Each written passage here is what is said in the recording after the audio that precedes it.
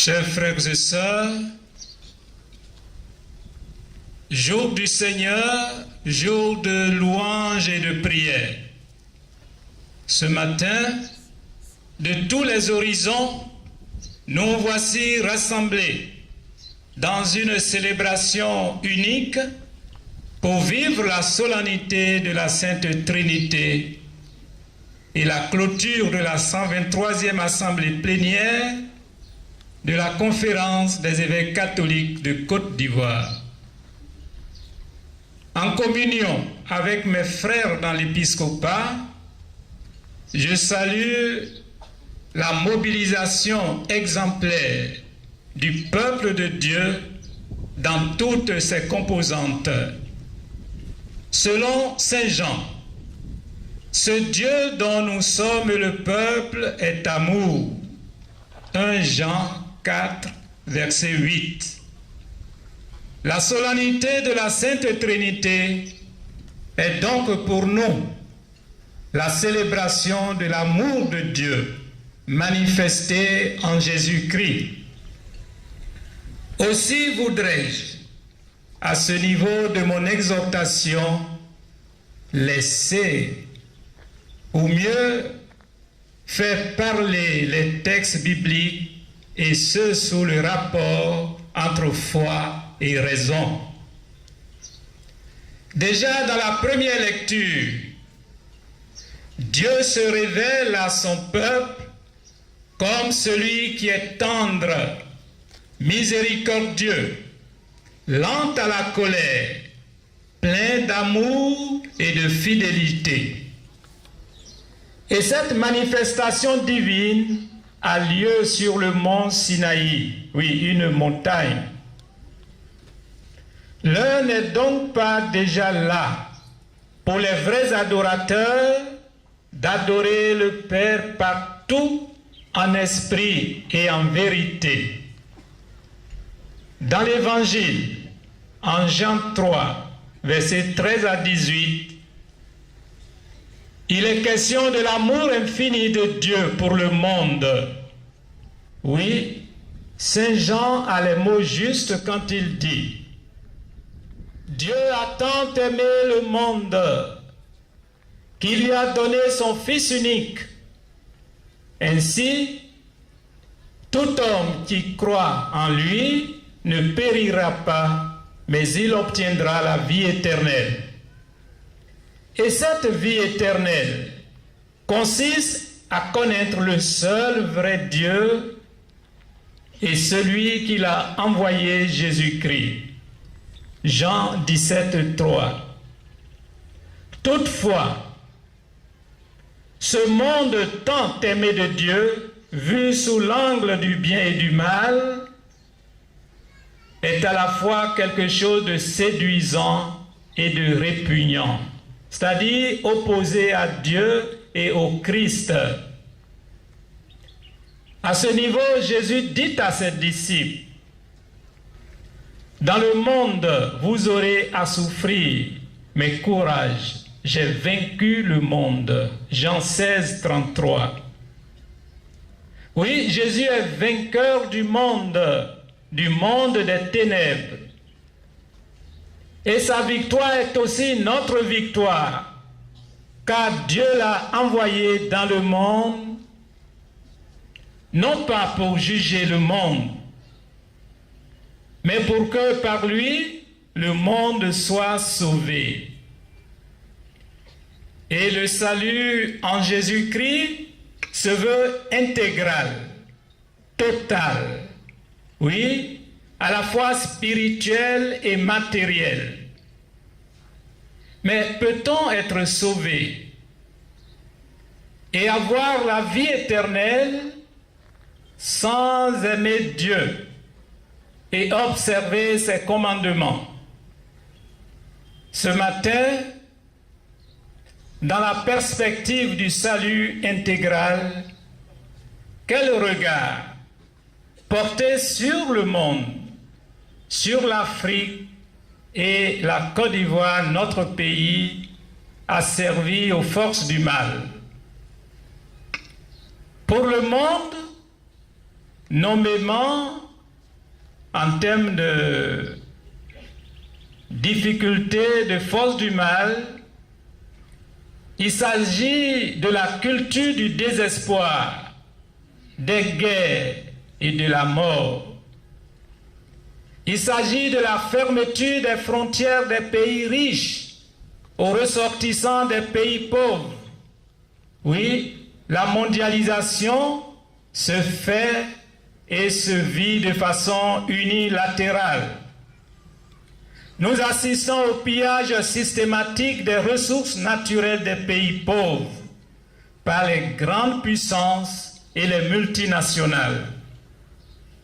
L'aide au développement est souvent assortie de conditions inhumaines et injustes, avec de nouvelles situations d'esclavage, l'immigration clandestine, le trafic d'êtres humains, l'immoralité à grande échelle. Oui, même l'immoralité est exportée. Elle a pour nom homosexualité. On parle de LGBT, comme s'il s'agissait d'une société immobilière. On parle de zoophilie. Oui, des hommes qui aujourd'hui dans ce monde-là, des hommes de même sexe qui ne se contentent pas d'aller entre eux. Des femmes de même sexe donc qui ne se contentent pas d'aller entre elles. Puis certains vont même avec des animaux. Oui, la zoophilie. La légalisation de l'avortement, de l'euthanasie, la pratique de la peine de mort. Oui, l'Occident décadent veut continuer à dominer le monde, à moraliser le monde, particulièrement notre Afrique. Au plan politique, au plan économique, au plan culturel, au plan social, au niveau des médias et même au plan religieux. Voilà le tableau de notre monde qui a besoin de salut. Que dire de l'Afrique? L'Afrique est pauvre parce que appauvrie. Notre Afrique est insignifiante dans le concert des nations. Oui, l'Afrique apparaît comme un appendice, livré au pillage systématique des grandes puissances. La culture de la prédation économique avec les guerres et le colonialisme économique. Oui, notre Afrique est ligotée et dominée par les grandes puissances occidentales, les multinationales, ni foi ni loi, et leurs alliés locaux indignes. Le pape François, en visite apostolique en République démocratique du Congo en janvier dernier, a dénoncé le colonialisme économique en ces termes. Je cite, « Le poison de la cupidité a ensanglanté ces diamants. C'est un drame devant lequel le monde économiquement avancé ferme souvent les yeux, les oreilles et la bouche. Mais ce pays et ce continent, l'Afrique, méritent d'être respectés et écoutés. Ils méritent espace et attention. Retirez vos mains de la République démocratique du Congo, retirez vos mains de l'Afrique. Cessez d'étouffer l'Afrique. Elle n'est pas une mine à exploiter, ni une terre à dévaliser. Que l'Afrique soit protagoniste de son destin. La question est la suivante. Retirer leurs mains de l'Afrique ou se retirer eux-mêmes de l'Afrique? Retirer leurs mains suffit-il? Seigneur, Que l'Afrique et les Africains soient leur propre Moïse en Jésus ton Fils. Tu vois la misère de ton peuple. Exode 3:7. Les indépendances sous surveillance, la souveraineté confisquée ou sous-traitée. J'en veux pour preuve les accords coloniaux France-Afrique. L'immigration clandestine des jeunes Africains. Leur slogan c'est « l'Europe ou la mort ». Le trafic d'êtres humains. Des gouvernants marionnettes sans pouvoir réel de décision, dont la légitimité est parfois importée. La Côte d'Ivoire est en Afrique. Quel regard porter sur notre pays, la Côte d'Ivoire? À partir d'un simple constat, la corruption, ce que le pape François qualifie de cancer social, est généralisé. L'âpreté aux gains frauduleux, le tribalisme, la justice sélective, l'esprit de haine et de vengeance, le jeu trouble de la classe politique, en grande amitié hier, divisée aujourd'hui, la fraude électorale. Oui, souvent, les enfants trichent à l'école, les parents trichent en politique.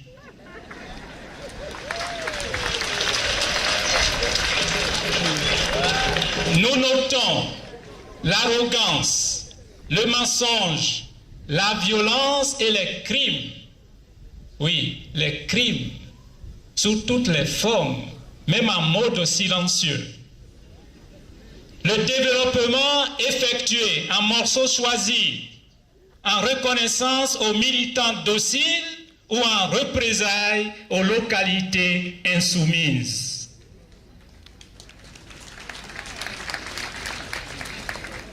Les prophéties et promesses politiques ne sont pas tenues.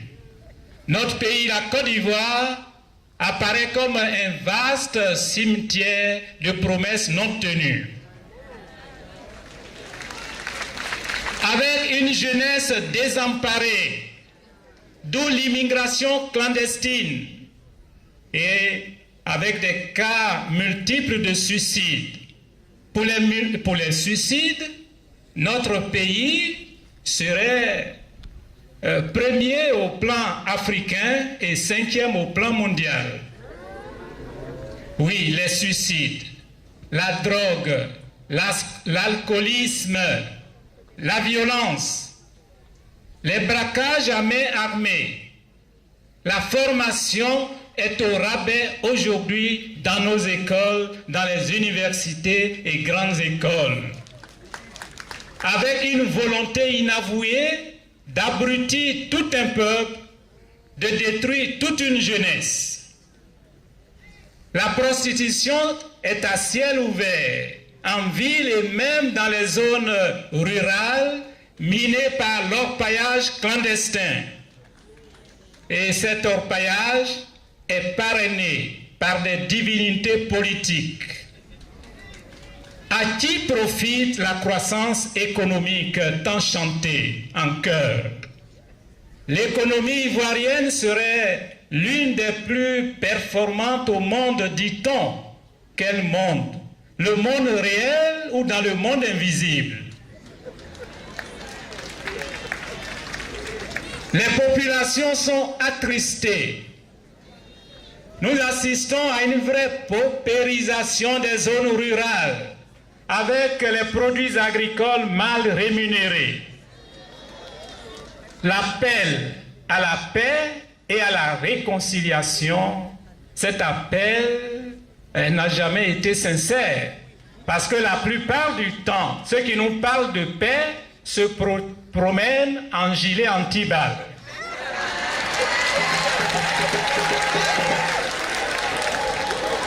On ne note aucun geste de remords chez les bourreaux. Les Ivoiriens restent encore divisés. Et pourtant, On nous a fait croire que les Ivoiriens vivent en bonne intelligence. Dans quel quartier? Dans quelle ville?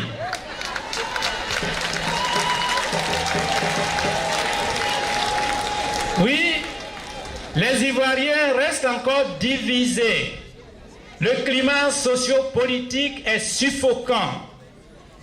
D'où un ministère en charge de la réconciliation. Le peuple est constamment humilié et pris en otage. Nous vivons une démocratie armée. Nous sommes en face d'un certain occultisme politique. Frères et sœurs, l'Église est appelée à être solidaire des peuples opprimés, car parler de salut ou de vie éternelle sans prendre en compte les situations de misère noire dans notre monde, dans notre Afrique et dans notre pays, la Côte d'Ivoire, serait pratiquer une religion de fuite du monde ou d'évasion spirituelle. L'Église que nous avons, l'esprit que nous avons reçu n'est pas un esprit de peur, mais un esprit de force, de vérité et de courage. En plus, l'évangile n'est pas une idéologie, mais parole de Dieu, avec un pouvoir de libération. Oui, l'espérance qui est en nous doit nous porter à briser les chaînes de l'esclavage sous toutes ses formes. Mais un peuple asservi aux forces du mal peut-il accéder au salut sans passer par la conversion? Il est temps que les Ivoiriens arrêtent de sacrifier aux divinités politiques qui sèment la mort et la désolation. Il y va de leur vie présente et future.